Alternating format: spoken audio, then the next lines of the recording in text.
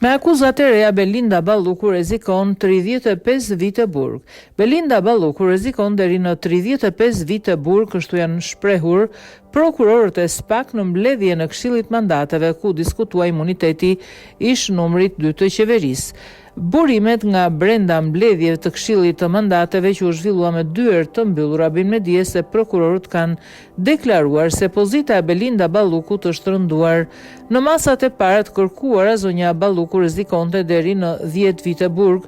Sot që flasim, situata e saj është rënduar dhe me akuzat e prokurorisë në këtë moment zonja Balluku rrezikon deri 35 vite burg, kanë deklaruar prokurorët e SPAK. Pasi prezantuan provat e reja për Ballukun dhe pasi janë dëgjuar nga anëtarët e Këshillit, 3 prokurorët e SPAK-ut, Klodian Braho, Dritan Brençi dhe Dorina Bejko janë larguar, ndërsa diskutimet vijuan mes anëtarëve të Këshillit të Mandateve, të cilët do të hartojnë edhe një raport që do të çojë në kuvent për miratim në datën 5 mars.